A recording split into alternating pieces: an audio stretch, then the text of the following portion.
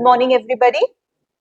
We'll be studying the chapter salient features today. Okay, yesterday I had discussed 4 points in this. Okay, these are the salient features. I'll be explaining each and every point. Okay, I've already explained 4, but I'll give you an idea of what those 4 points were. Okay, first draw this chart. First point is lengthiest written constitution. Okay, what is lengthiest written constitution? Indian constitution, it's said to be, there are two keywords here. The keywords are lengthiest and second is written. Let's first talk about written. What does written mean? Written means everything is codified in one book. Okay, सब कुछ एक जगह लिखा हुआ है, एक जगह codified है. Ma'am, is there anything called unwritten? Yes. For example, Indian constitution is said written constitution. UK constitution is unwritten. Why? Because everything is scattered. That doesn't mean कि लिखा नहीं, लिखा है, लेकिन documents जो है वो सब scattered है. एक जगह एक किताब में सारी चीजें compiled नहीं है. Either there are statutory judges जो decision दे उसके basis पे country चल रही है, या जो historical documents है उसके basis पे चल रहा है. What Indian constitution has done, what India has done, our forefathers done, everything is compiled in one book. That is why Indian constitution is known as written constitution and British constitution is known as unwritten constitution. Is this point clear? Written क्या होता है, unwritten क्या होता है? Next, another keyword is lengthiest.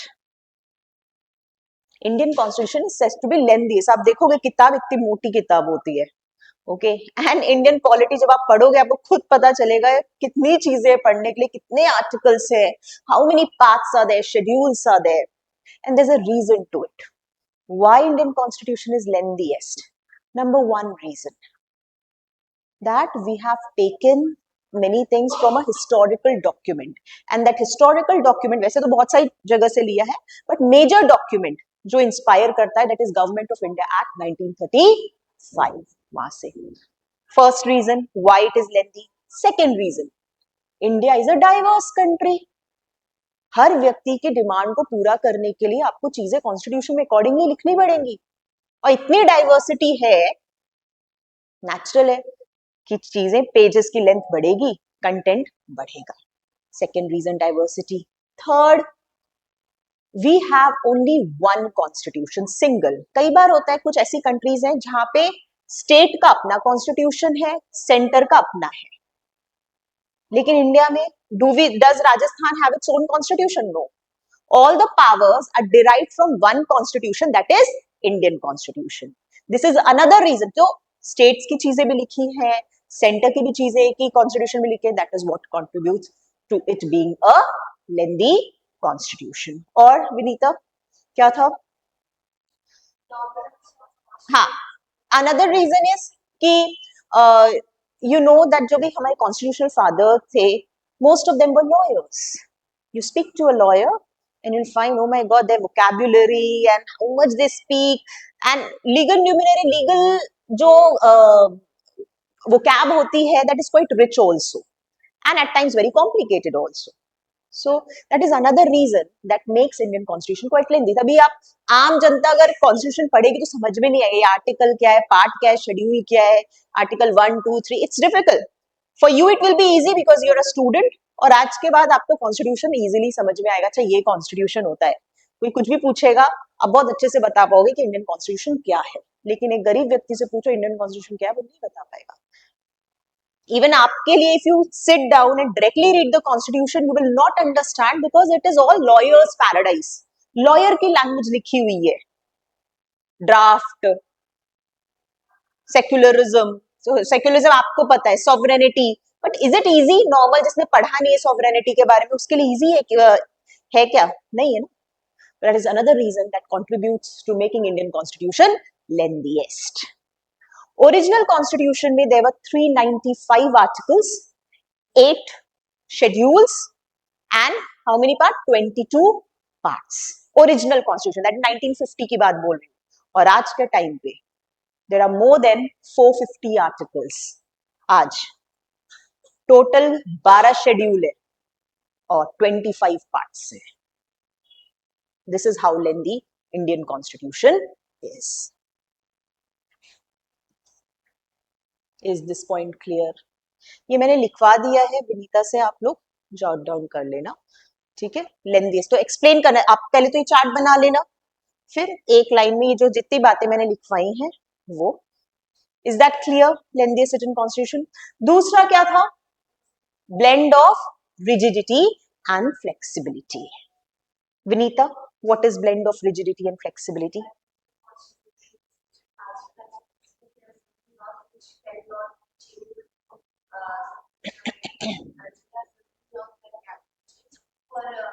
Fine fine. अब क्या है blend of rigidity? Blend मतलब रिजिड भी है, फ्लेक्सिबल भी है। Flexible constitutions are those constitution, Hanisha and Kanika, which can be changed easily. Flexible वही होता है ना जो easily change हो जाए। हनीशा rigid हो सकती है, flexible भी हो सकती है। हो सकता है दोस्तों के लिए flexible हो, दुश्मन हो तो उनके लिए rigid हो जाए, नहीं, right? That is what। तो इंडियन कॉन्स्टिट्यूशन भी कुछ ऐसा ही काम करता है, flexible। but when you say flexible, एक कॉन्स्टिट्यूशन जिसको फ्लेक्सिबल कैटेगरी में डाला जाता है, that is UK constitution. And the reason is that UK constitution is unwritten. कोई चीज जो लिखित नहीं है, एक जगह कोडिफाइड नहीं है, उसको चेंज करना आसान होगा, या लिखी हुई चीज जो एक जगह कोडिफाइड है उसको चेंज करना आसान होगा? नहीं लिखा है। So British constitution comes under flexible category. Rigid, US constitution, that is also a written constitution, that comes under rigid category. तो मैम इंडियन इज बोथ। कैसे? इंडियन कॉन्स्टिट्यूशन में there are some provisions that need special majority.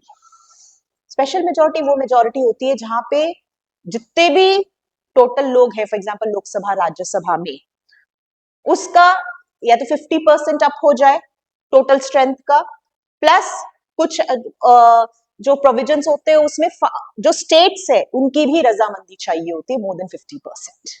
और ये जो special majority है ये article 368 में mentioned है, और क्लैरिटी आएगी इसके बारे में, अभी तो मोटा मोटा जान लो इसका मतलब क्या है। रिजिडिटी मतलब things are difficult to change because they need special majority. Special majority for example, इसको मैं और क्लैरिफाई कर दूं, आपकी क्लास है, आपकी क्लास की स्ट्रेंथ है 60 students, and I make it कि I am about to change the time or I'm about to reduce the time of your classes, but I need permission or yes of special majority of the class। बोलोगे ma'am कैसे possible है, 60 में से तो 35 बच्चे आते ही नहीं है या 10 ही बच्चे आते हैं, दैट क्या होगा? इसका मतलब मैं चालाक हो गई, एंड मुझे पता है कि कभी 35 बच्चों की अटेंडेंस होगी ही नहीं और कभी यस होगा ही नहीं, तो कभी टाइम रिड्यूस होगा ही नहीं। स्पेशल मेजॉरिटी इज डिफिकल्ट ना। तो सिंपल मेजॉरिटी क्या होती है? सिंपल मेजॉरिटी मतलब जितने लोग प्रेजेंट हैं क्लास में उसका 50%। आप 3 हो, आप 2 का यस आ जाएगा तो मैं टाइम रिड्यूस कर दूंगी, दैट इज सिंपल मेजॉरिटी। तो इंडियन कॉन्स्टिट्यूशन में कुछ चीजें स्पेशल मेजॉरिटी से चेंज होती हैं, कुछ सिंपल से। हाँ, तो जो स्पेशल मेजॉरिटी वाली चीज है ये आर्टिकल 368 में मेंशन किया गया है, और जो सिंपल मेजॉरिटी है, जैसे कुछ और प्रोविजंस है, वो सिंपल प्रेजेंट एंड वोटिंग, अगर more than 50% of present and voting हो जाता है तो वो प्रोविजन चेंज हो जाता है। मन ने कल एक लिस्ट लिखवाई थी कि कौन से स्पेशल कौन सी ऐसी चीजें हैं जिनके लिए स्पेशल मेजॉरिटी चाहिए होती है, जैसे कि fundamental rights, DPSPs and any federal provision जहां पे स्टेट का, फॉर एग्जांपल राजस्थान से रिलेटेड कोई बहुत इंपॉर्टेंट चीज है, या कोई भी सारे स्टेट से रिलेटेड, फॉर एग्जांपल प्रेसिडेंट की पोस्ट, तो वो स्पेशल मेजॉरिटी से ही आप उसको चेंज कर सकते हो। गेटिंग? इसलिए ऐसा किया गया बेटा, why we have made certain provisions in Indian constitution rigid, because पता चले हर 5 साल में सरकार आ रही है और चेंज करके जा रही है, तो संविधान तो रहेगा ही नहीं। सबको इजी, हम जब आएंगे हम संविधान अपने हिसाब से चलाएंगे, इसीलिए certain things have been made rigid in our constitution. Simple इसलिए क्योंकि कुछ ऐसी चीजें होती हैं जिनको हम ज्यादा प्रोसेस में नहीं, फिर क्या होगा, कभी बदलाव हम कर ही नहीं पाएंगे, क्योंकि रिजिड हर चीज रहेगी। तो हमें कुछ चीजें ऐसी रखनी है जो ठीक है, इतने लोगों ने हाँ कर दिया, इसको चेंज कर दो, नॉट एन बिग डील। जैसे कि changing of name of a state. For example कल राजस्थान का नाम चेंज करना पड़ जाए, तो ये सिंपल मेजोरिटी से हो सकता है।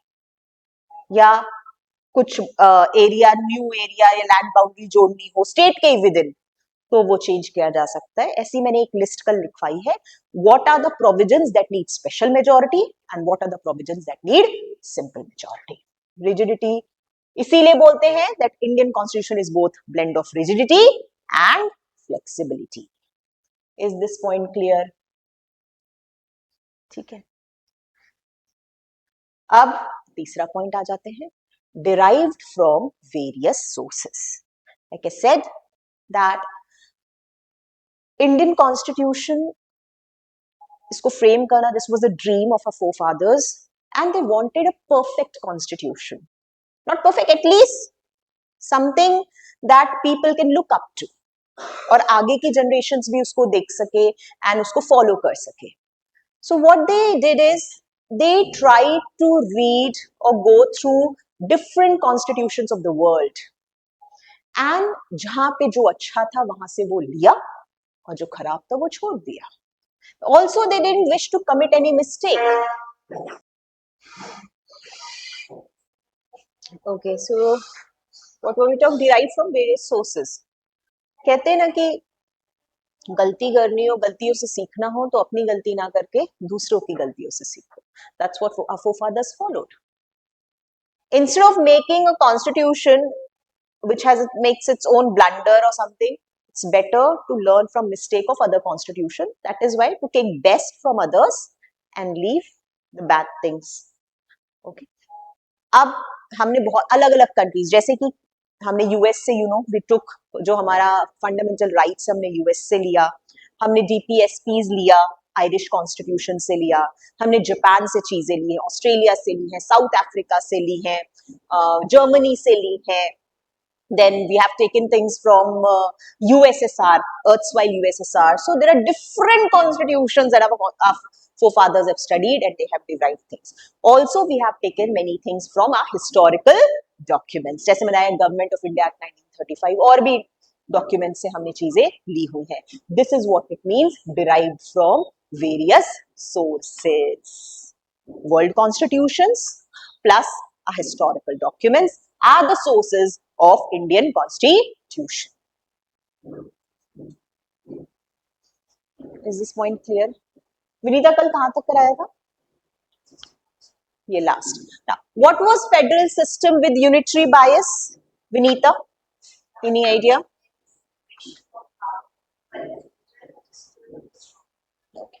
Federal system with unitary bias is, federal means what? Centre है और स्टेट्स भी है, जहां पे पावर सिर्फ एक सेंटर के पास, एक गवर्नमेंट के पास नहीं है, स्टेट्स के पास भी है. उसका मतलब होता है बीइंग फेडरल इन नेचर. तो यूनिटरी क्या होता है? जब सब कुछ एक जगह केंद्रित हो जाए, सेंटर के पास आ जाए. अब इसमें मैंने कुछ फीचर्स लिखवाए थे, कुछ होते हैं फेडरल फीचर्स, कुछ होते हैं यूनिटरी फीचर्स. जैसे एक एग्जांपल दूं, federal feature, division of power. एक लिस्ट है जो आपको हम बोलते हैं 7 शेड्यूल. 7 शेड्यूल में यूनियन लिस्ट होती है, स्टेट लिस्ट होती है, कॉन्करेंट लिस्ट होती है. यूनियन लिस्ट वो लिस्ट है, वो सब्जेक्ट्स जिन पे सिर्फ यूनियन काम करेगा, यानी सेंट्रल गवर्नमेंट का, यानी मोदी गवर्नमेंट काम करेगी. स्टेट लिस्ट जिसमें महाराष्ट्र की गवर्नमेंट काम करेगी, यूपी की गवर्नमेंट का, अपना अपना स्टेट्स काम करेंगे, दैट इज स्टेट. कॉन्करेंट जिसपे दोनों काम करेंगे. ठीक है, तो ये जो डिवीजन है ये कॉन्स्टिट्यूशन में दे रखा है और ये एक फेडरल फीचर है. जैसे ही आप बोलते हैं डिवीजन ऑफ पावर, इसका मतलब है देश कैसा है? फेडरल है, यानी कि सब कुछ एक जगह पे नहीं केंद्रित है, स्टेट्स के पास भी पावर है. दूसरा, रिटन कॉन्स्टिट्यूशन.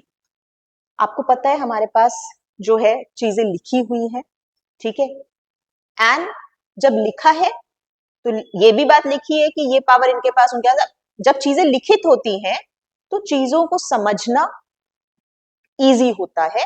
ऑल्सो बहुत इजीली एक जगह जब आपको कोई चीज करवानी होती है, किसी गवर्नमेंट इंस्टीट्यूशन में जाना होता है या आपको कोई बात बोलनी, क्या बोलते हैं, एप्लीकेशन लिख के लाओ। क्यों? जब आप लिखा हुआ काम करते हो वो सॉलिड काम होता है।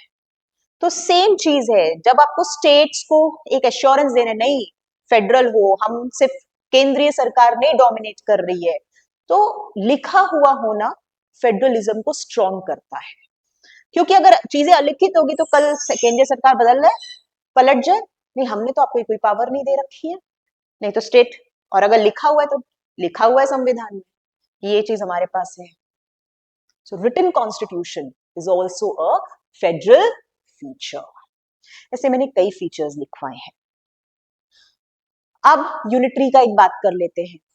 यूनिटरी, सबसे पहले यूनिटरी मतलब सब कुछ केंद्रीय, या यूनिटी को, या एक जगह, single citizenship is a unitary feature. आप लोग के पास क्या स्टेट सिटीजनशिप है? ऐसा कोई कॉन्सेप्ट है देश में कि I am a UP citizen, आप राजस्थान के, आप एमपी के? You always call yourself a Indian citizen. ठीक है, तो ये एक यूनिटरी फीचर है। इसी तरीके से सिंगल कॉन्स्टिट्यूशन, किसी प्रदेश के पास, राजस्थान के पास कोई अपना कॉन्स्टिट्यूशन है क्या? नहीं, सिर्फ एक कॉन्स्टिट्यूशन है। तो दैट शोज कि हमने कहीं ना कहीं चीजों को यूनिटरी भी रखा हुआ है जहां पे जरूरत है, चाहे वो सिंगल सिटीजनशिप हो, सिंगल कॉन्स्टिट्यूशन हो। तो that shows that we are unitary. Also emergency provisions, ये भी एक यूनिटरी फीचर है। इमरजेंसी में क्या होता है पता है? सब कुछ केंद्रीय शासित हो जाता है, क्योंकि लॉ एंड ऑर्डर प्रॉब्लम है। इमरजेंसी की मैं बात करूंगी, 352 एक आर्टिकल है, 352 है, 360 है, 365 है, 356 है। These are articles that declare emergency, अलग अलग, national emergency, financial emergency, president rule. ठीक है, इसके हम स्पेसिफिकली बात करेंगे। तो ये जब भी चीजें होती हैं, सब कुछ केंद्रीय शासित हो जाता है, सेंटर के पास आ जाता है, तब स्टेट के पास उतनी पावर नहीं होती है। तो ये एक यूनिटरी फीचर है और इसकी जरूरत है। नहीं तो for example law and order, for example attack हो जाए कल इंडिया में, सब महाराष्ट्र बोलेंगे नहीं हम तो अपने हिसाब से लड़ेंगे, यूपी बोलेगा अपने हिसाब से। आपको लगता है कि चीजें अच्छी हो पाएंगी, डिफेंड हो पाएंगी? नहीं। सो एक जगह पावर होना उस समय बहुत जरूरी है, सो दैट एक कोऑर्डिनेशन रहे चीजों के लिए। Are you getting this point? That is what federal system with unitary bias is. मतलब हम फेडरल है लेकिन हमारा थोड़ा टिल्ट यूनिटरी बायस भी है। मतलब ऐसा नहीं हमने स्टेट्स को पावर दे रखी है, लेकिन जहां जरूरत होगी वहां हम सेंट्रल के पास भी हो जाएंगे, जैसे इमरजेंसी का केस हो गया। Getting? This is what it means. Next feature will talk about parliamentary form of government. यहां से आप लिखना स्टार्ट करने, कुछ पेज छोड़ दे, 2 पेजेस विल बी इनफ।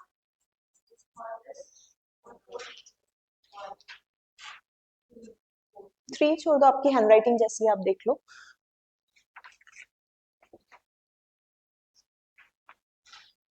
अच्छा, कल मैंने एक और चीज कराई थी बेटा with respect to your federal and unitary. एक मैं बात बता देती हूँ।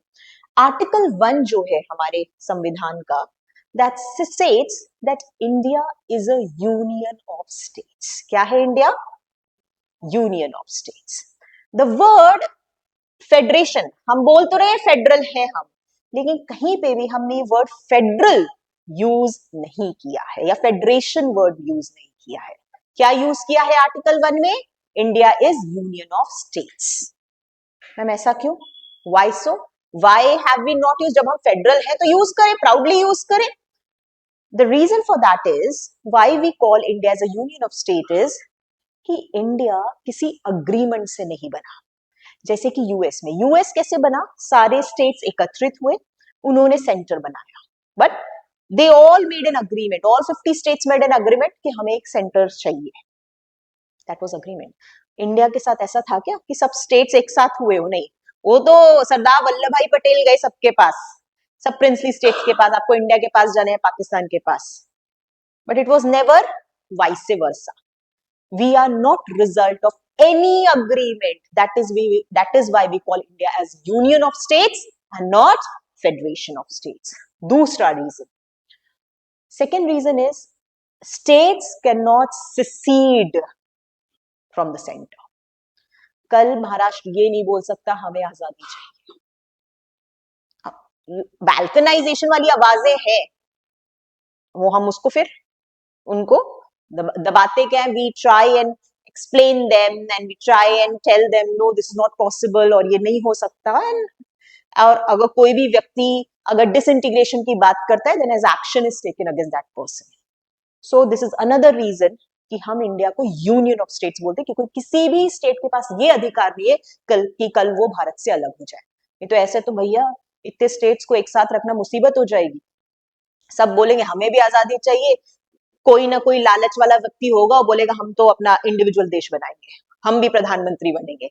देश के तो नहीं बन पाए तो उस स्टेट को अलग करके उस देश के बन जाएंगे।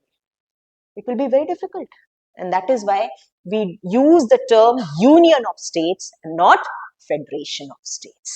Is this point clear? ये बात भी मैंने कल की क्लास में लिखवा दी है। Now we'll come to this point, parliamentary form of government.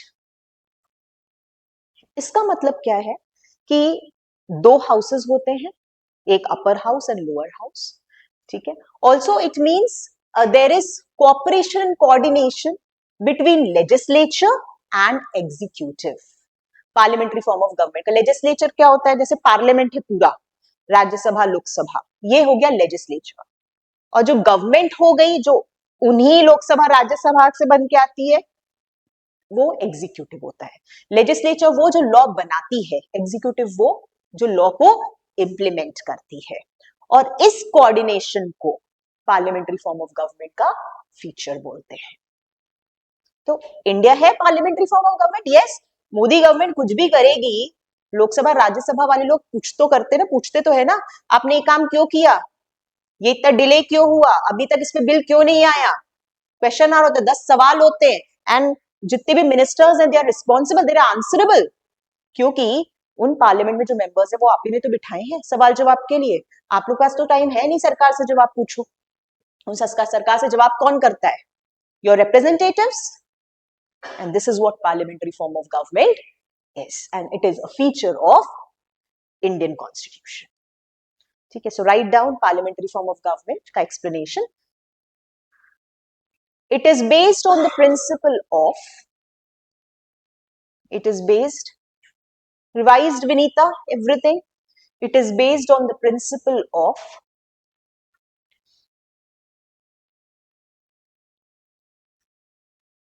cooperation and coordination between the legislature and the executive. So ma'am, since you're talking about parliamentary form of government, is there some other form of government also? Yes, there is something called presidential form of government also. Indian government या Indian constitution does not have this feature. हम parliamentary है, ना कि presidential। तो ma'am presidential कौन है, जैसे कि US। और presidential form of government का जो main feature होता है वो है separation of power। जैसे यहाँ पे cooperation है legislature executive के बीच में, वहां पे separation है between legislature and executive, and that is what presidential is. So as a note you can write down, कि आपको पता होना चाहिए, note, या आप एक एज अ नॉलेज लिख सकते हो, presidential form of government. Unlike parliamentary there is another form of government, that is presidential form of government. Unlike parliamentary there is presidential form of government.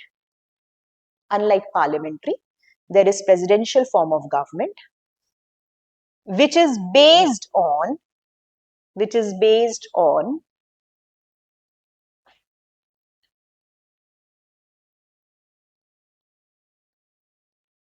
doctrine of separation of power,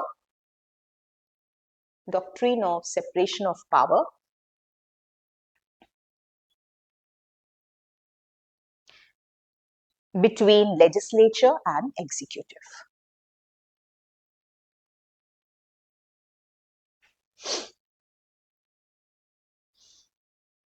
example लिख लो, parliamentary form of government तो India है, presidential is US. Example US. Legislature and executive, ये दो और तीन organs होते हैं ना गवर्नमेंट के, लेजिस्लेचर, एग्जीक्यूटिव, जुडिशियरी। तो लेजिस्लेचर एग्जीक्यूटिव के बीच में जो सेपरेशन ऑफ पावर है, this is the main feature of presidential government. अब लिख लो फीचर्स ऑफ पार्लियामेंट्री गवर्नमेंट। किसका?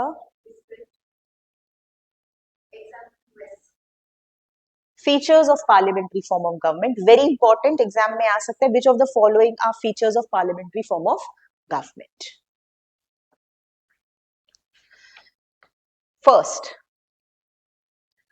First feature, presence of real and nominal executive. Presence of real and nominal executive. Ma'am ये क्या होता है? Prime Minister of India is called as real executive and President is called nominal executive. तो दो executives होते हैं, एक real और एक nominal. real power तो पता है प्रधानमंत्री के पास है, प्रेसिडेंट के पास तो आपको पता है कि वो एक तो he is not popularly elected, ठीक है, वो नॉमिनल पावर है। सो पार्लियामेंट्री फॉर्म ऑफ गवर्नमेंट का ये मेन होता है कि एक नॉमिनल हेड होता है, एक रियल हेड होता है। इसी तरीके से कोई भी पार्लियामेंट्री फॉर्म ऑफ गवर्नमेंट में इस तरह का फीचर होता है, nominal and real. Second, majority party rule. Do you agree? Parliamentary form of government का ये फीचर है कि जो मेजोरिटी पार्टी होती है वही रूल करती है, majority party rule, second feature. Third feature,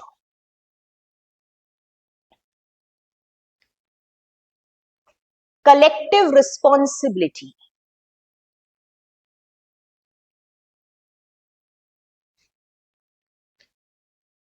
of executive to legislature.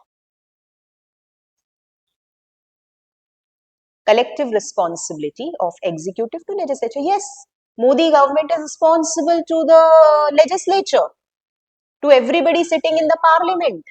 Answerable hai na? That is what collective responsibility means. Then, fourth, leadership of Prime Minister and Chief Minister. This is also a parliamentary feature, yes. Leadership of Prime Minister and Chief Minister.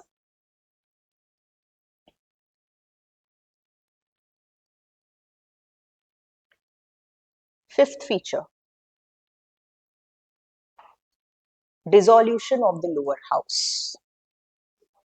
Of the lower house. Remember, हम सिर्फ lower house को dissolve कर सकते हैं, upper house is a permanent body.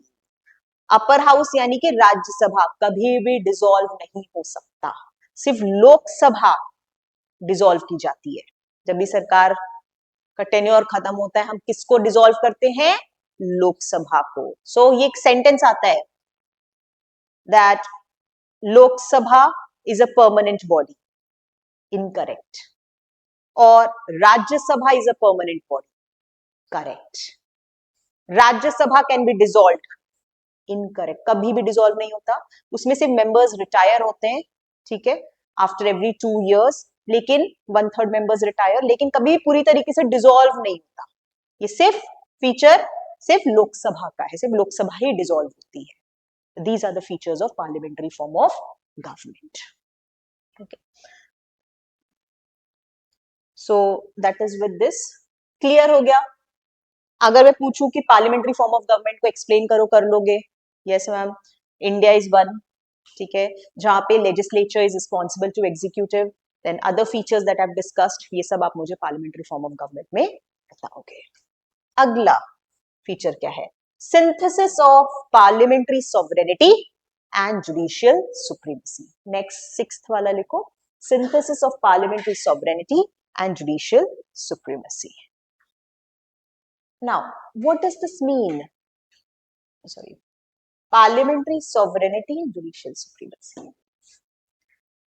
बहुत सारी ऐसी चीजें हैं जो parliament, India maintains a balance between both, जहां पे जुडिशियरी भी सुप्रीम हो सकती है और पार्लियामेंट भी हो सकती है, सॉवरेनिटी है। जैसे parliament has the right to make laws है, हम अल्टीमेटली देश किस पे काम करता है? उन लॉज पे जो पार्लियामेंट बनाता है। इट शोज कि पार्लियामेंट सॉवरेन है। तो मैम जुडिशियली कब सुप्रीम होता है? कई बार ऐसे लॉज बना देता है पार्लियामेंट जो कॉन्स्टिट्यूशन के अगेंस्ट है, या आपका कोई मौलिक अधिकार ही छीन लिया उस लॉ को बना के।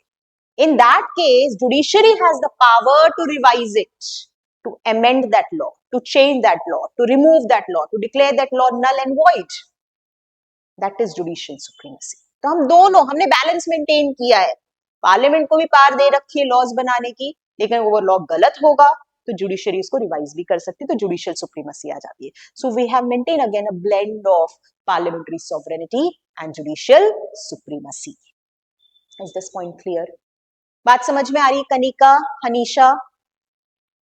आएगा जी से और रिवाइज करोगे, लेकिन अभी क्लियर है ना, पार्लियामेंट मतलब लॉ, सॉवरेन मतलब वो लॉ बना रही है, लेकिन लॉ गलत बना रही है तो कोई तो होना चाहिए रोकने टोकने के लिए, तो वो काम कौन करता है? जुडिशियल. नहीं तो सारे जितने भी बैठे हुए पार्लियामेंट में अपने हिसाब से ही काम करते रहे, कोई इनको रोकने वाला नहीं. आपको पता है एब्सोल्यूट पावर करप्ट्स एब्सोल्यूटली. कोई तो चाहिए ना जो रिस्ट्रिक्शन लगाए, नहीं आपने गलत बनाया, ये लोगों के अगेंस्ट है, ये संविधान के खिलाफ है. नहीं तो हर सरकार अपने हिसाब से चीजें करेगी, या उन ऐसे लॉज को, ऑफ कोर्स जब लॉज बनते हैं तो it's not just the government alone that makes a law, government सिर्फ इम्प्लीमेंट करती है, लॉ तो बनाती है, लेकिन हाँ उनकी मेजरली प्रेजेंस होती है वहां पे. ठीक है, so write down this point, explanation लिख लो इसका. This in India is a synthesis of both, ये तो आपको लिखा हुआ है, is a synthesis of both parliamentary sovereignty and judicial supremacy. अच्छा, पार्लियामेंट्री सॉवरेनिटी ये यूके का मॉडल इसी पे बेस्ड है, यूके का model parliamentary sovereign and judicial supremacy वाला मॉडल यूएस के पास है, तो हमने यूएस का कुछ हिस्सा ले लिया, यूके का ले लिया, हमने दोनों ले लिया. ठीक है, what does this mean? It creates a system of the Indian model is a culmination of both, that creates a system of, Indian model is a culmination of both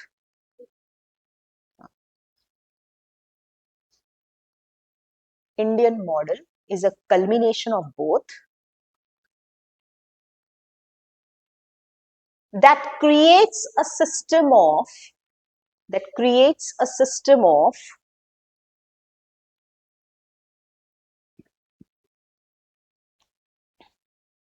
constitutional supremacy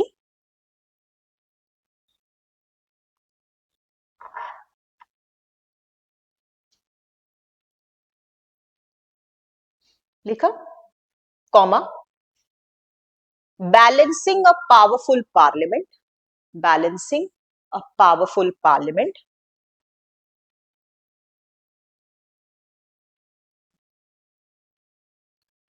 with an independent judiciary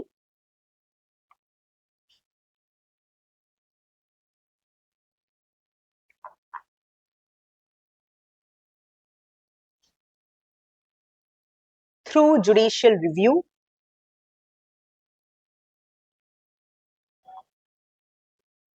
judicial review and constitutional amendment powers, and constitutional amendment powers.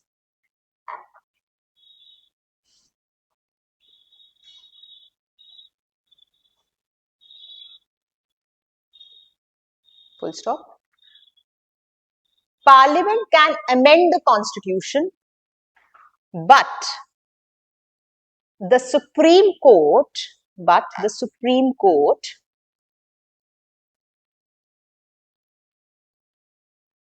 can strike down laws that go against the constitution. Can strike down laws, Supreme Court can strike down laws that go against the constitution. आप लोग कैसे करेंगे? Via judicial review, via judicial review और through judicial review.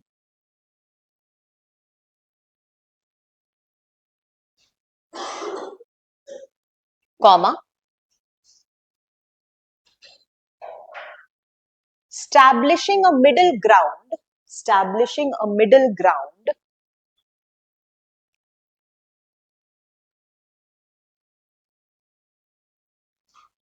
where neither branch dominates, where neither branch dominates, ensuring accountability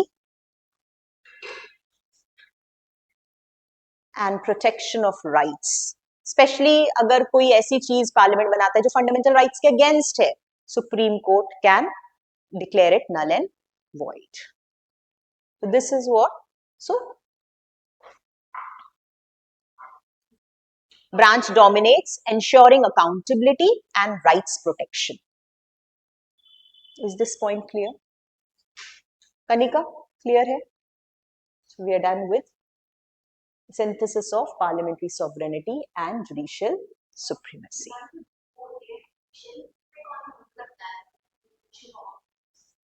कोई नहीं, कोई ऐसे देखो वही बात, कोई तो सबका अपना अपना इंडिविजुअल स्फीयर है.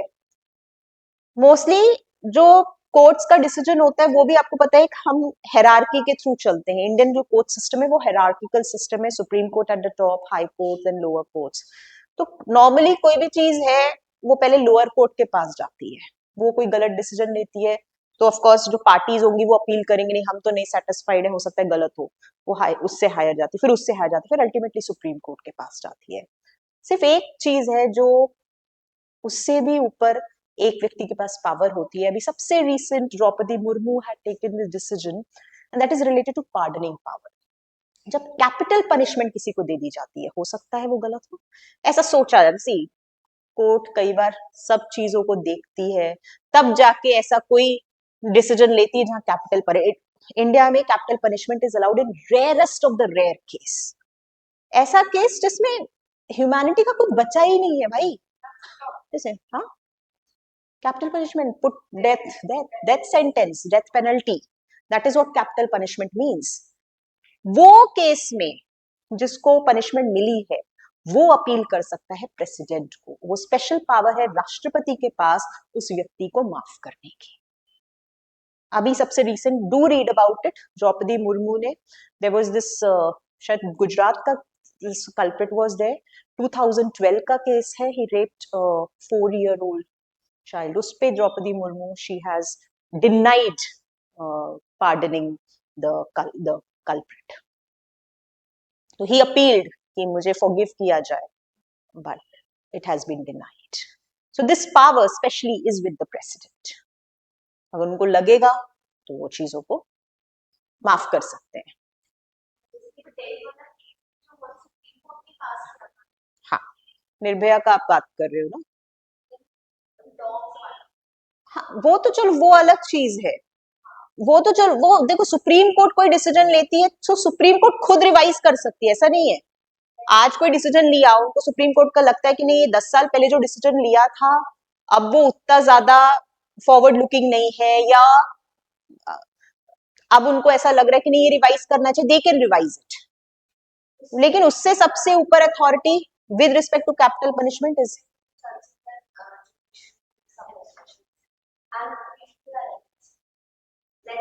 हाँ, it happens.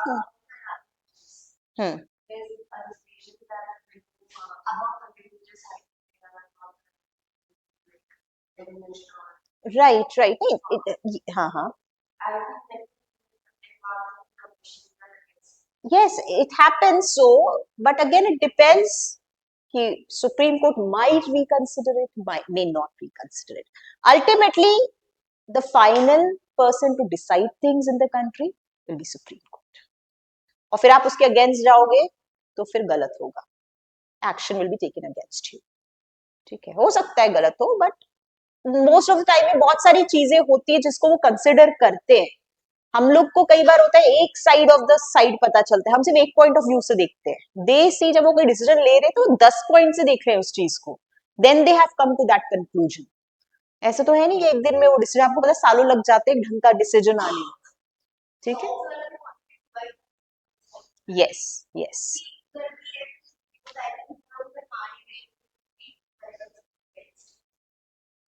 That is there.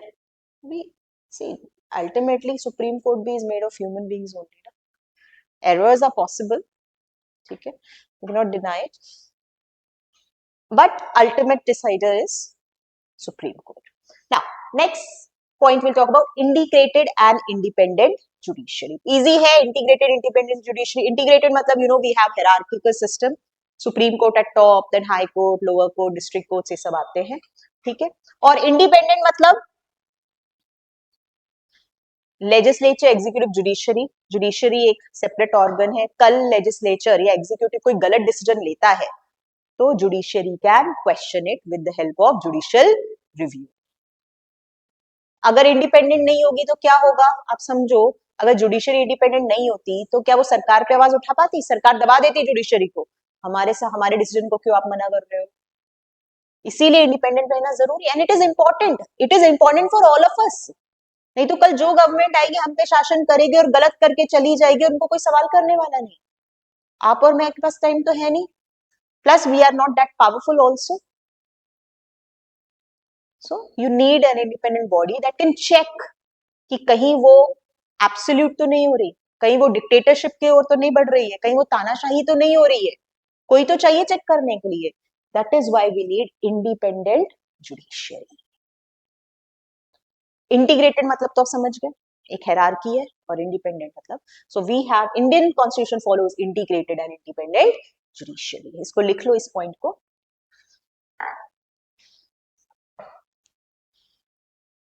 So, integrated judiciary means Supreme Court is the highest court of appeal, followed by other courts.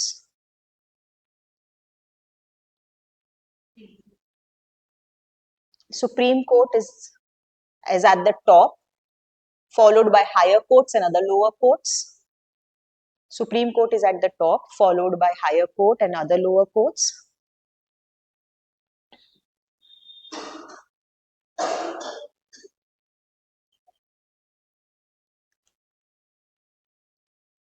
Then you can write that Supreme Court is the highest court of appeal. This also you know. It is the protector of constitution. Supreme Court is the highest court of appeal. It is the protector of constitution.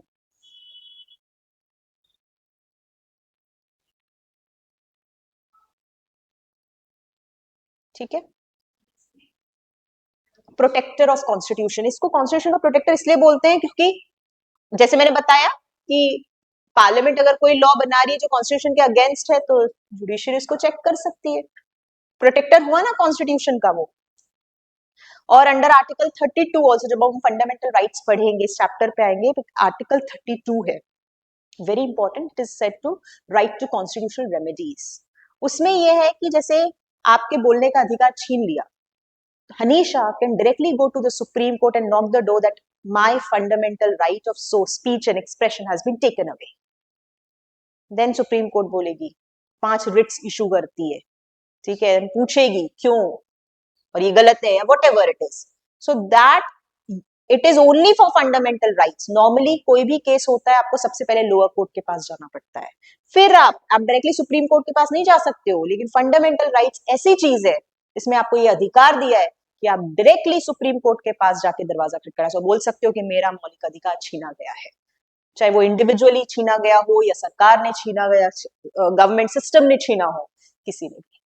That is only, this guarantee is given only to fundamental rights. तो इसीलिए supreme court को protector of constitution भी बोलते हैं, supreme court को protector of fundamental rights भी बोलते हैं। Is this point clear? अब हम बात कर लेते हैं इंडिपेंडेंट जुडिशरी कैसे। अच्छा, सरकार जुडिशरी की इंडिपेंडेंस इंश्योर करने के लिए कुछ काम किया जाता है, ऐसे ही नहीं वो इंडिपेंडेंट हो रही है। सबसे पहली बात कि हमें एग्जीक्यूटिव का इन्फ्लुएंस कम चाहिए, यानी कि गवर्नमेंट का। अगर गवर्नमेंट का इन्फ्लुएंस ज्यादा होगा जुडिशरी पे तो क्या जुडिशरी इंडिपेंडेंट रहेगी? नहीं रहेगी। तो जुडिशरी वही डिसीजन देगी, गवर्नमेंट बोलेगी कि हम ये काम कर रहे हैं और हमें करने दिया जाए, और वो गलत है तो जुडिशरी कुछ कर ही नहीं पाएगी। जुडिशरी को वो हाथ मोड़ के बोलेगी कि नहीं, we will do it no matter what. But अगर वो इंडिपेंडेंट रहेगी तो सरकार को ऊपर वो आंख उठा के बोल सकती है, दिखा के बोल सकती है, नहीं आप गलत हो, ये आप नहीं कर सकते हो। ठीक है, तो इसके लिए कुछ चीजें इंश्योर की जाती है। What are those conditions? Write down. Constitution provides various provisions. Constitution provides various provisions for judiciary's independence. Constitution provides various provisions for judiciary's independence.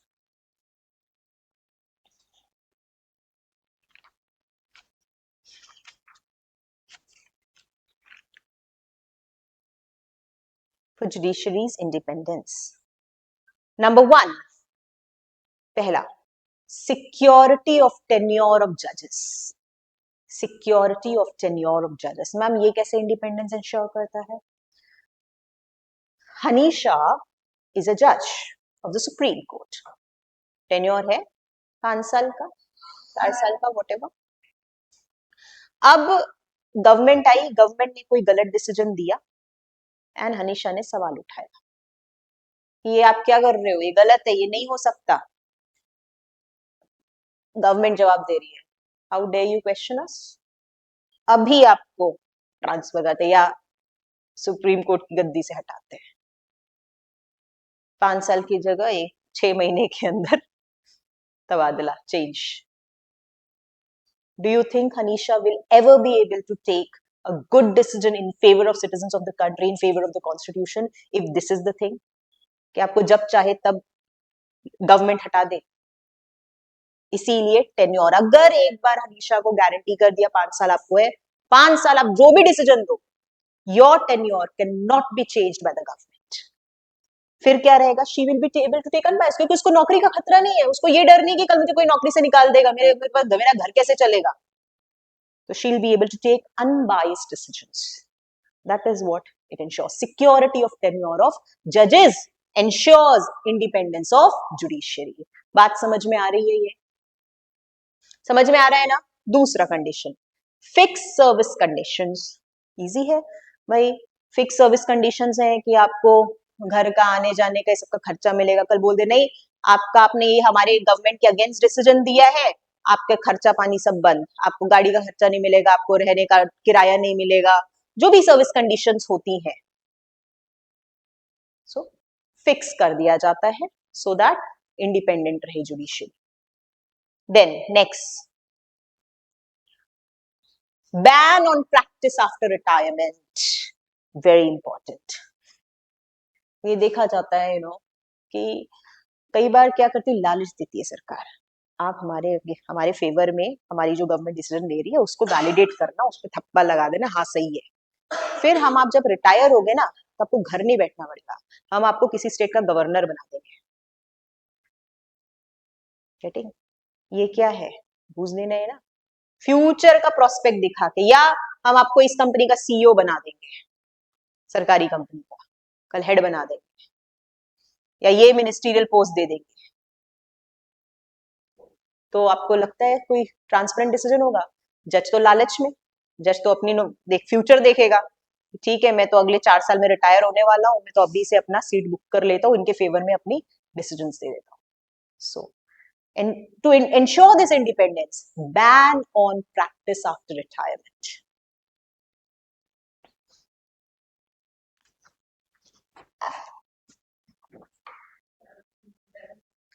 Last, power to punish for contempt of court. अगर court को कोई insult करता है, आप भी कभी भी supreme court के डिसीजन दे, जब पता है कि ये अब, तो आप उसके अगेंस्ट ही जा सकते हो, और अगर जाते हो तो that will be considered as contempt of court and supreme court can punish you for that.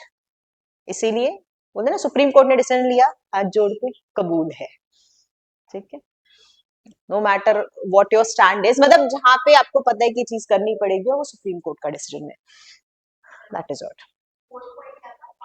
Power to punish for contempt of court, मतलब कोर्ट के पास ये अधिकार है कि वो पनिश कर सकता है अगर आप उसको इंसल्ट करोगे तो।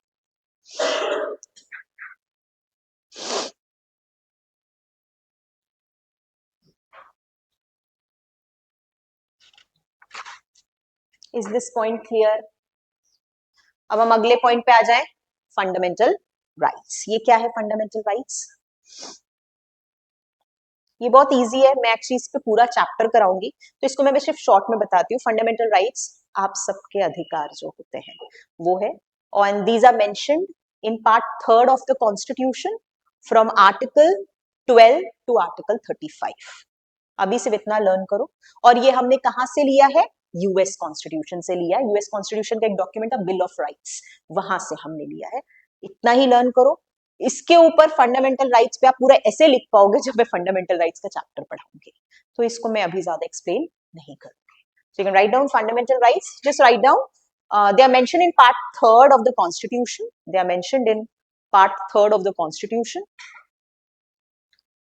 They are mentioned in part 3 of the Constitution from Article 12 to 35.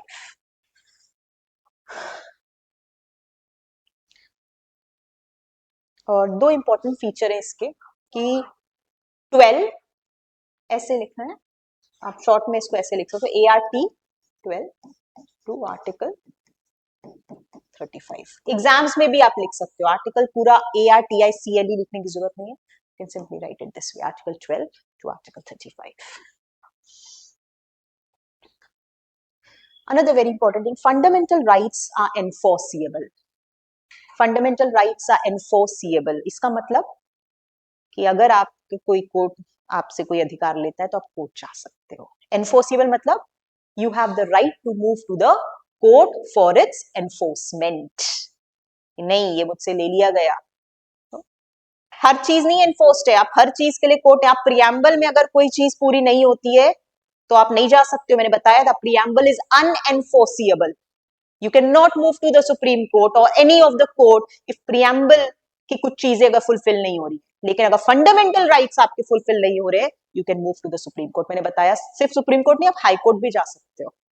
Supreme court you can go under article 32, वो आपको बाद में एक्सप्लेन करूंगी. और for article to high court you can move under article 226, 226 article है उसका, इसकी हम बाद में बात करेंगे. सो सिंपली फंडामेंटल राइट्स आता है एग्जाम में.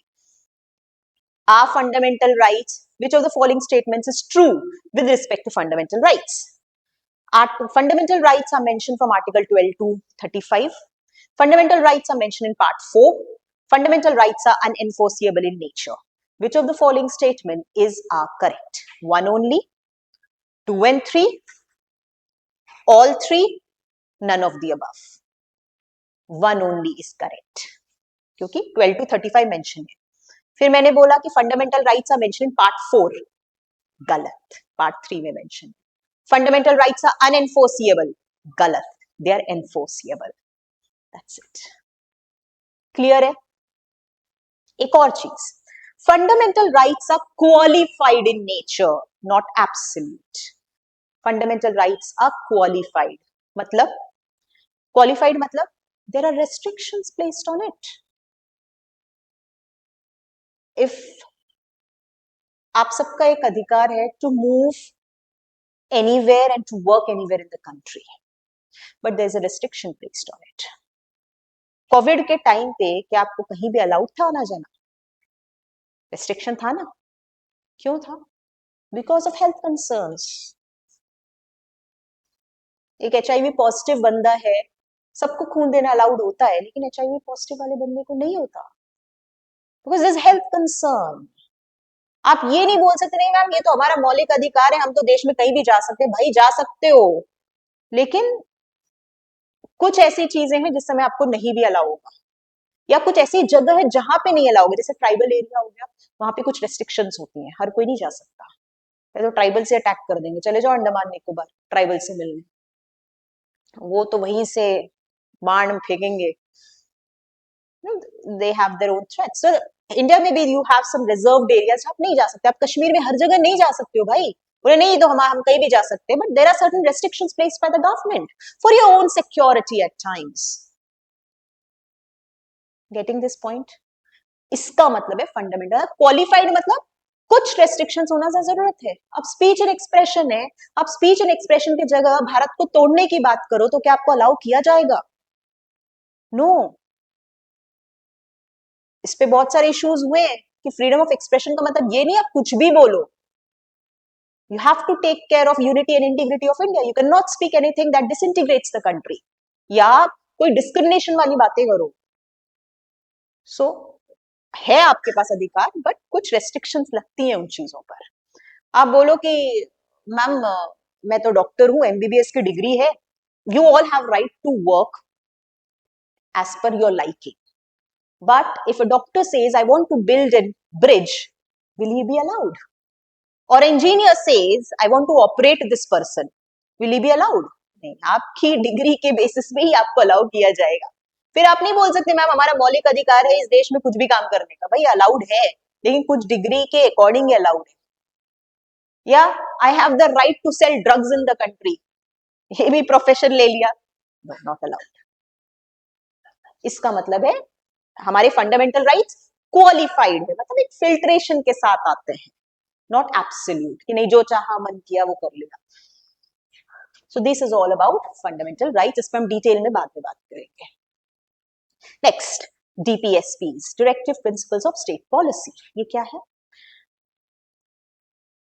DPSPs आर बेसिकली बेटा डायरेक्शंस जो गवर्नमेंट को दिए जाते हैं या जो भी स्टेट गवर्नमेंट हो उनको, कि उन बेसिस पे आप पॉलिसीज बनाओ. ये डायरेक्शन है, ठीक है. और ये जो है, जैसे कि फंडामेंटल राइट्स कौन से पार्ट में मेंशन्ड है, ये लर्न कर लेना, पार्ट 3 में मेंशन्ड है. DPSPs पार्ट 4 में मेंशन्ड है, ठीक है. ये डायरेक्टिव, इनका ना DPSP full form directive principles of state policy. Full form directive principles of state policy, यानी कि डायरेक्शंस हैं स्टेट्स को, इस बेसिस पे आप पॉलिसीज बनाए, ठीक है. ये एक फीचर है और इंडियन कॉन्स्टिट्यूशन में दे रखा है. तो फर्स्ट, जैसे मैं बताया, they are mention in part 4 of the constitution from article 36 to 51. From article 36, क्योंकि 12 से 35 तक तो फंडामेंटल राइट्स है, फिर 36 से 51 तक, 36 to 51 इज DPSPs. अब एक पॉइंट मैंने फंडामेंटल में, दे आर एनफोर्सिएबल, मैंने लिखवाया था fundamental rights. Remember, DPSPs are unenforceable. अगर DPSPs पूरे नहीं होते तो आप कोर्ट के पास नहीं जा सकते. They are unenforceable. DPSPs are unenforceable.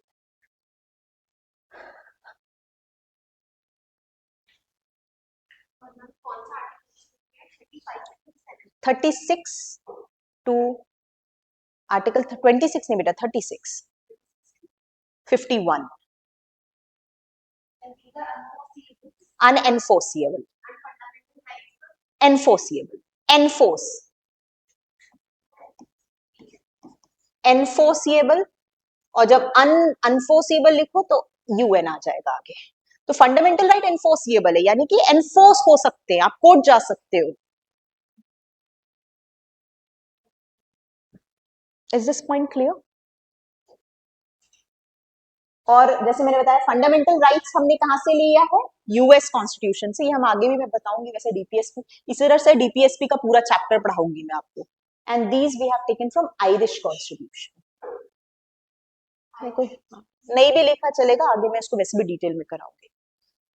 Main ये पता है, this question was asked to me in one of the interviews. Can you tell me one basic difference between fundamental rights and DPSPs? मेरा एक ही आंसर था, fundamental rights are enforceable and DPSPs are unenforceable. And teacher applauded, जो भी थे सामने, applauded very moment, because ये main difference है, सबसे बेसिक डिफरेंस है दोनों के बीच का. It was with respect to this profession only. ठीक है, क्या? हाँ, DPSPs खत्म. अगला पॉइंट क्या है? सेक्युलरिज्म. इजी है, ये भी आप लोग को पता है सेक्युलरिज्म क्या है.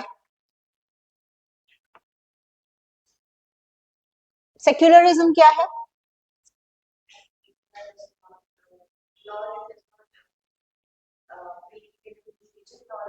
देश का अपना कोई एक रिलीजन नहीं है. We respect every religion. देश या गवर्नमेंट के एक पर्टिकुलर रिलीजन को नहीं सपोर्ट करती है, सबको. सो एक सर्वधर्म समभाव, equal respect for all. And this is a word that is also mentioned in our preamble.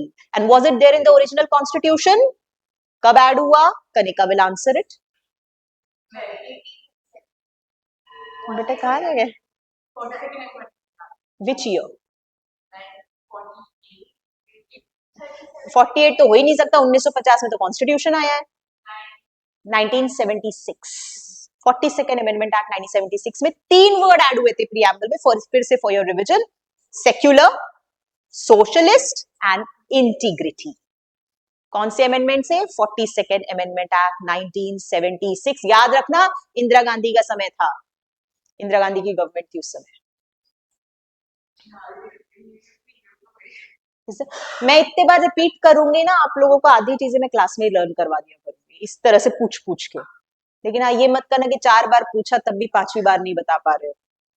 ठीक है, 2-3 बार समझ में आता है बहुत सारी चीजें पढ़ने के लिए, but try learning it. This is what secularism means, and it is basically mention mostly जो हमारे रिलीजन से रिलेटेड आर्टिकल हैं, they are mention from article 25 to 28। लिख लो, सेक्युलरिज्म मीन्स सर्वधर्म समभाव, state does not have its official religion. लिख लो, सेक्युलर स्टेट मीन्स सर्वधर्म समभाव। सर्व धर्म समभाव means equal respect for all religions, and India does not have its any official religion. India does not have its any official religion. Then you can also write the word secular was added by 42nd Amendment Act. अगर मैं बोल दूं इस पे ऐसे लिख दो ये फीचर्स एक्सप्लेन करके, will you be able to explain each and every point, Vinita? The word secular was added by 42nd Amendment Act 1976.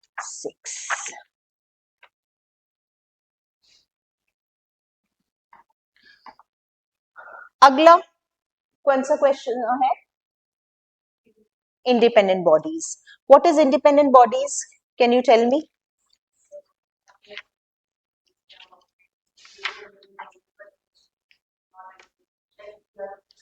जैसे आपकी बहुत सारी इंडिपेंडेंट बॉडीज होती हैं, जैसे इलेक्शन कमीशन हो गया, ठीक है, यूपीएससी हो गया, ये सब इंडिपेंडेंट है। इंडिपेंडेंट होना जरूरी है भाई, नहीं तो अगर लोग एग्जीक्यूटिव इन सबका इन्फ्लुएंस रहेगा, पता चले यूपीएससी में सिर्फ वही लोग आ रहे हैं जो एक गवर्नमेंट को सपोर्ट कर रहे हैं। इलेक्शन कमीशन में अगर इंडिपेंडेंट नहीं रहेगी तो वो उन्हीं को जिता रही है जो गवर्नमेंट पावर में है, वही अगले साल फिर से आ रही है। So all these, it is important for these bodies to remain independent. और इंडिया का कॉन्स्टिट्यूशन का ये सेलेंट फीचर है, independent bodies. You can write down independent bodies, they they are the bulwark of, they are the bulwark, independent bodies।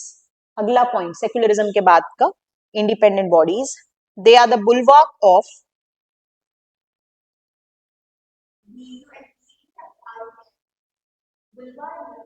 bulwark, bulwark,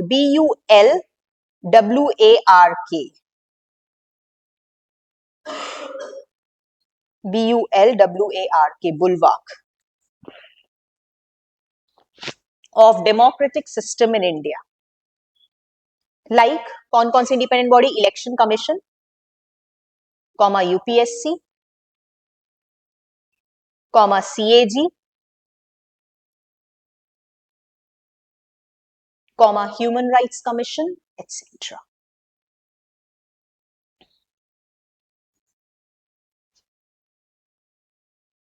is this point clear? ये हो गया, ये हो गया। फिर एक मैंने बताया फंडामेंटल ड्यूटीज, अगला लिख लो फंडामेंटल ड्यूटीज।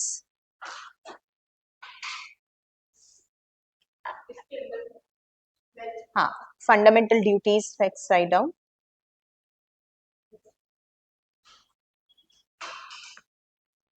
क्या होती है फंडामेंटल ड्यूटीज? आप सबका एक कर्तव्य भी है।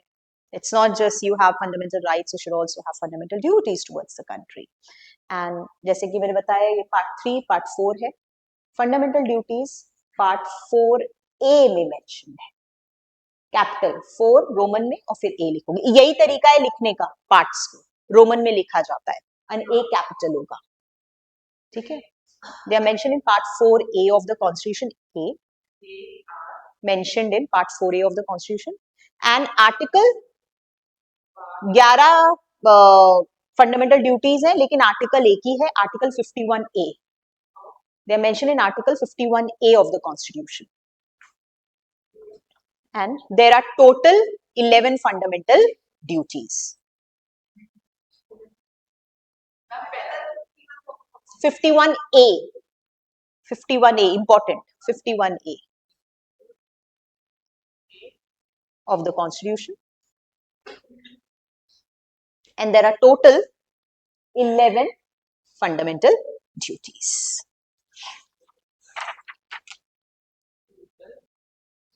11 fundamental duties।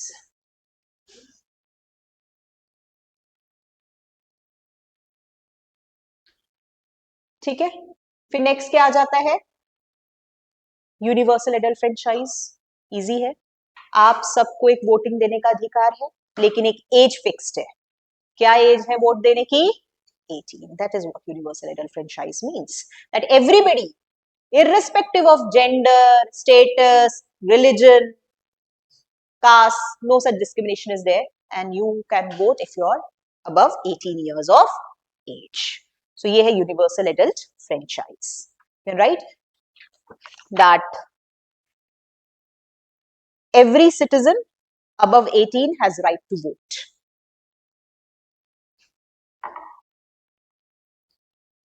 And one cannot be discriminated.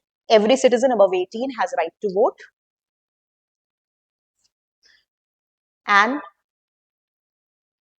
one cannot be discriminated on the basis of race, religion, language, जो भी है, sex. There's a difference between sex and gender. Do you know that? What is sex and what is gender?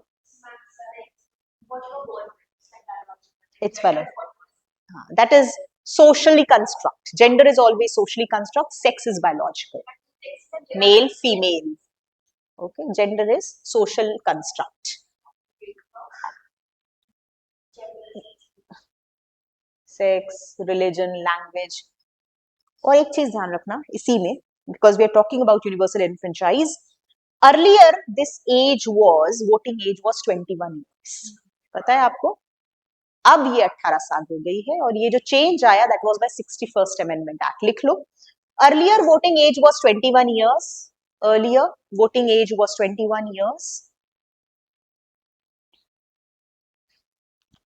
Then, it was through 61st Constitution Amendment Act 1989. It was through 61st Constitution Amendment Act. Constitutional Amendment Act 1989.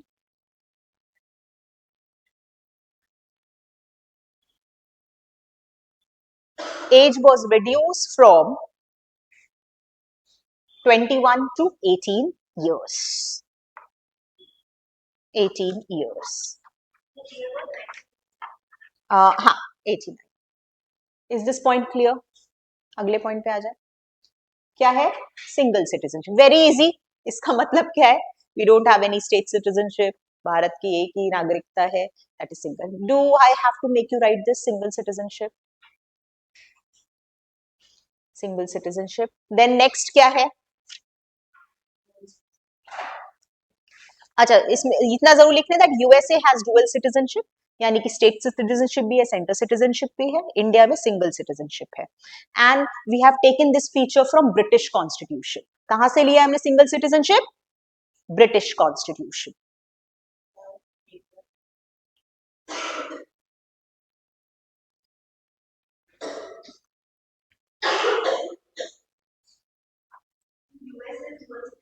हाँ, India has single citizenship. एक state citizenship, जैसे वहां पे 50 state है ना, तो Texas का भी कोई सिटीजन कहलाएगा, प्लस यूएस का सिटीजन भी कहलाएगा. ओके, ठीक है. अब हम आ जाते हैं इमरजेंसी प्रोविजंस. ये भी बेटा हम डिटेल में पढ़ेंगे. सिर्फ 3 आर्टिकल्स लिख लो, 352, 356 एंड 360. 352. 352 क्या है? नेशनल इमरजेंसी है. 352 national emergency. 356 is state emergency, जिसको हम प्रेसिडेंट रूल भी बोलते हैं. और फिर 360 है फाइनेंशियल इमरजेंसी. 360 है फाइनेंशियल इमरजेंसी.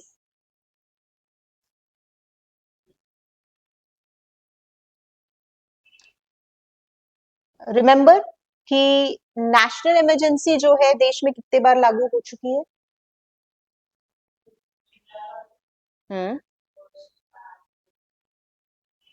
Almost thrice. 2 बार तो वॉर हो गया, एक तो 61 में, एक 71 में, एंड देन एक चाइना के साथ हुआ, एक पाकिस्तान के साथ हुआ, और एक फिर 76 में. So total 3 times national emergency हो चुकी है. फाइनेंशियल इमरजेंसी आज तक कितने बार हुई है? No, not a single time. आप लिख लो, national emergency till date 3 times, financial emergency 0, None. 3 times अभी तक, till date. Financial, none. Financial down आया, आपको दिखेगा नहीं स्लम्प आया है, डीमोनेटाइज, बच्चे कंफ्यूज कर, मैम डीमोनेटाइज, बेटा डीमोनेटाइजेशन फाइनेंशियल इमरजेंसी नहीं थी, पता फाइनेंशियल इमरजेंसी में क्या होता है, गवर्नमेंट एम्प्लॉइज की सैलरी रिड्यूस कर दी जाती है, सुप्रीम कोर्ट के जजेस की सैलरी हाफ हाफ से भी कम, वही मैं बोल रही ना, तो ऐसा नहीं है। सो हाँ, कभी भी हमारे देश में फाइनेंशियल इमरजेंसी नहीं हुई है, नेशनल इमरजेंसी 3 बार होगी और प्रेसिडेंट रूल तो कई बार हो चुका है स्टेट्स पे, और यूपी में, बिहार में कई बार प्रेसिडेंट रूल स्टेट्स पे लगा है। We'll study in detail later, and you know why emergency is done? To meet an extraordinary situation. Why emergency is done? To the normally president declares it to meet any extraordinary situation. मैं emergency का chapter बाद में करवाऊंगी specially, ठीक है? Situation in the country. अगला आ जाता है, I just want to complete this chapter. 3-tier government, मतलब कि क्या होता है 3 tier?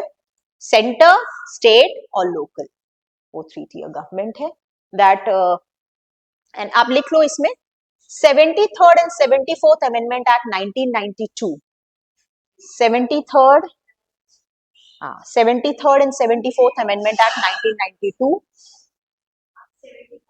74th अमेंडमेंट एक्ट 1992,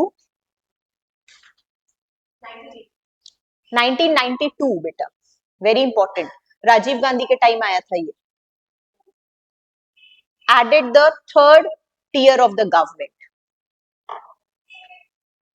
और जो 73rd अमेंडमेंट है that is related to panchayats, okay, Rajiv Gandhi तो और पहले एक्सपायर हो गए थे, मतलब उसके जस्ट बाद ही जो है 1992, panchayats 73rd,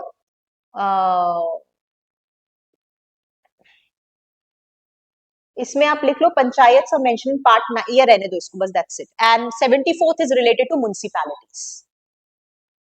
So we are talking about 3-tier government, means you can write 3-tier government means there is government at the center, then state and then local. Local में पंचायत and municipalities वगैरह आ जाती हैं, ठीक है? Last but not the least, ये लिख लेना center, state and local, okay? 3-tier मतलब पता होना चाहिए. Last is cooperative societies, ये बहुत recently added feature है. Okay, they were added by 97th Constitutional Amendment Act 2011. Cooperative societies added by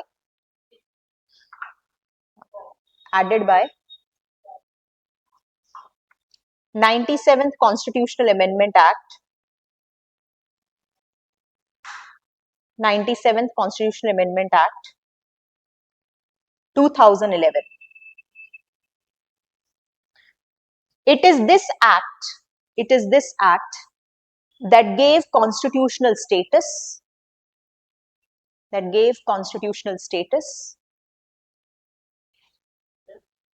and protection to cooperative societies.